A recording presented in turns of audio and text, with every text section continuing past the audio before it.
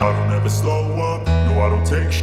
I got no love for the fakeness. If you wanna play tough and wanna hate this, I'll always show up. I don't ever slow up, no I don't take shit. I got no love for the fakeness. If you wanna play tough and wanna hate this, I'll always show up and make a statement. I don't ever slow up, no I don't take shit. I got no love for the fakeness. If you wanna play tough and wanna hate this, I'll always show up and make a statement. Everything I do so instinctive and so passionate. Every word I move so descriptive like an adjective. I got a vendetta against people who patented being negative.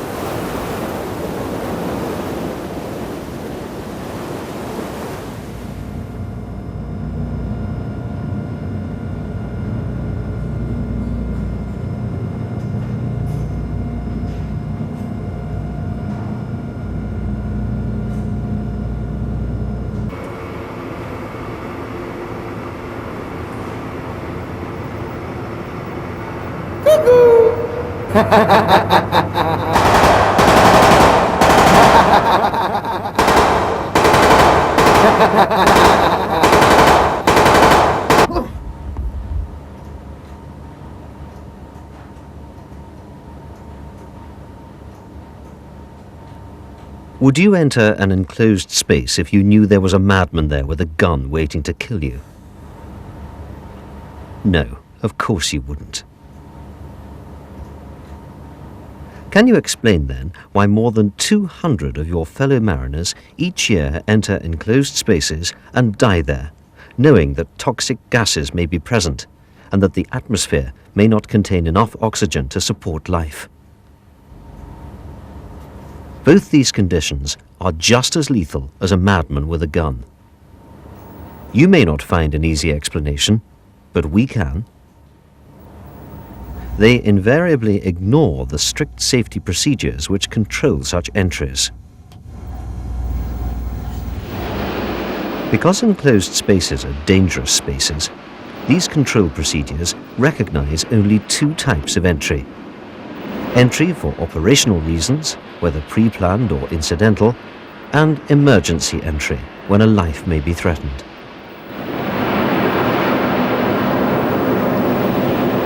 It is worth repeating. Enclosed spaces are dangerous spaces. The most common areas on board ship are peak tanks, double-bottom tanks, cofferdams, duct keels, fuel and ballast tanks, cargo spaces, and the spaces adjacent to them. So what should you do if the need arises to enter an enclosed space? What you must never do is simple. You must never enter an enclosed space on your own and without an entry permit and without informing someone of your intent. You must never do this. Even if you're trying to save someone's life, you too could die in the attempt. What you must do is follow the safety measures in force on your ship. First, you must inform the mate or the relevant head of department of your need to enter an enclosed space. He in turn will consult the master before a permit is issued. They will give you a special permit to enter and a card listing all the necessary precautions which must be taken before entry.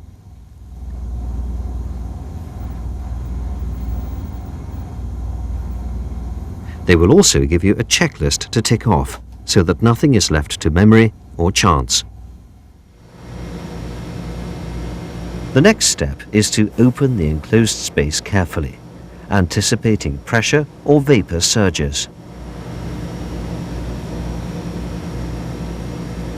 Then begin ventilation of the space as soon as possible.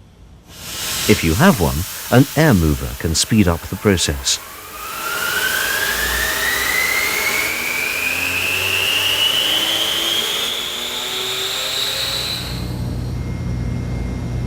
The mate then checks that all test equipment and safety gear are taken to the entry point.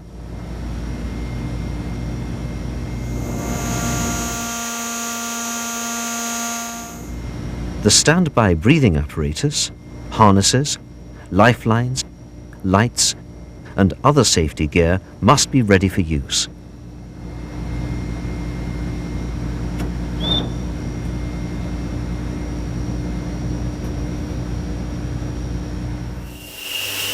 The mate now double checks that the enclosed space has been ventilated long enough to ensure that entry is safe. No flammable or toxic gases should be present, and the oxygen level must be normal. These checks are made at both openings of the enclosed space, with the probe well inside the space.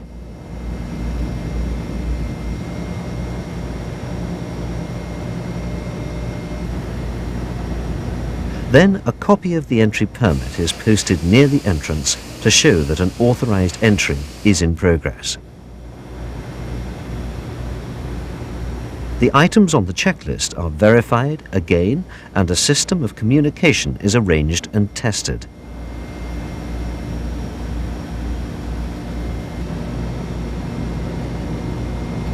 The person entering should take handheld measuring instruments and an emergency air supply for added safety.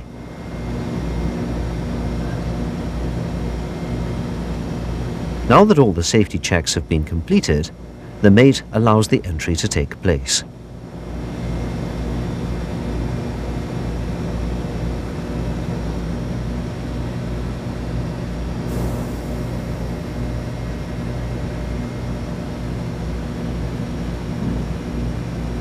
The mate remains at the entrance to supervise the process, and a support team should be ready in the vicinity in the event of an emergency.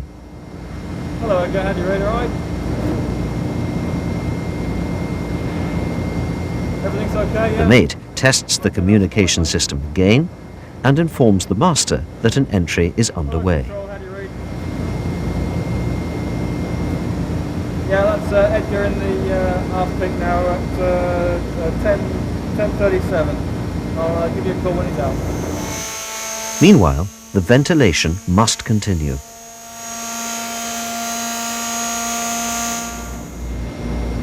That is the way to tackle safely an operational entry into an enclosed space. Let's recap on the rules that must be followed. Remember that enclosed spaces are dangerous spaces. Obtain an entry permit. BA, Alba. Always ventilate the compartment prior to entry and test the atmosphere to ensure that it is safe to enter. Ensure that the standby emergency equipment works properly. Have a responsible person standing by at the point of entry. And finally, make sure all communications work properly.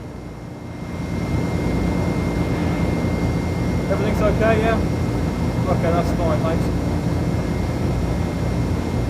Hello, John, you okay?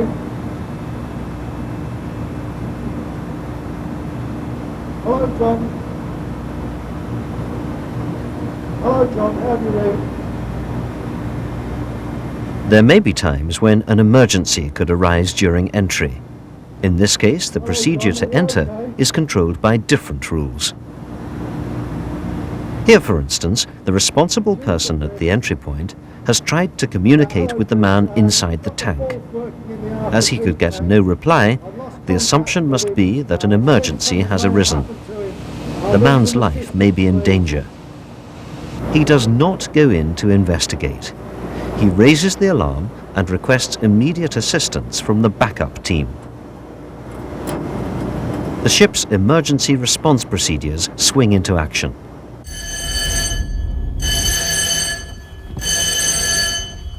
An emergency entry into enclosed spaces is now taking place. Hello, John, are you okay?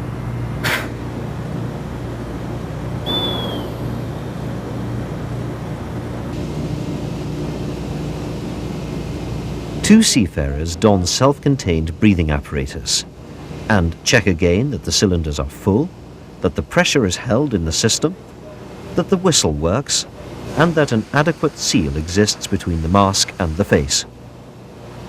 These preparations are supervised and assisted by another person. These procedures must be practiced regularly as part of the ship's safety drill.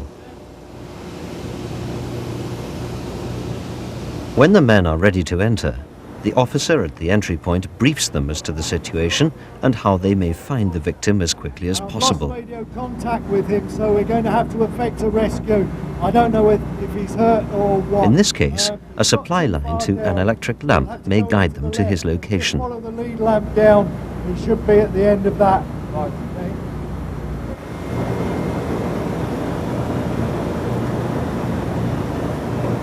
Even though this is an emergency entry, it must be done in a controlled manner. Some manholes allow little extra room for the BA sets, so assistance is needed at the entry points.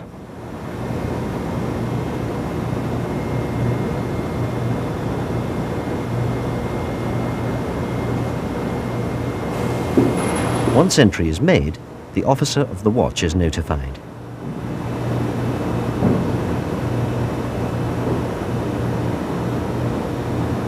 A channel of communication is open at all times, but the two rescuers must be allowed to concentrate on their search.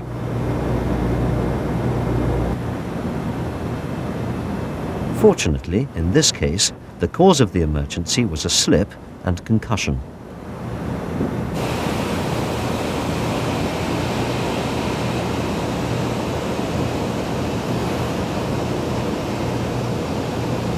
The points to remember for an emergency entry are: if you suspect that something is not right, do not go in to investigate. Raise the alarm and call for immediate assistance. At least 2 sets of breathing apparatus should be ready for entry. The testing and donning of these must be practiced frequently by all ship's personnel. And finally, brief the backup team clearly.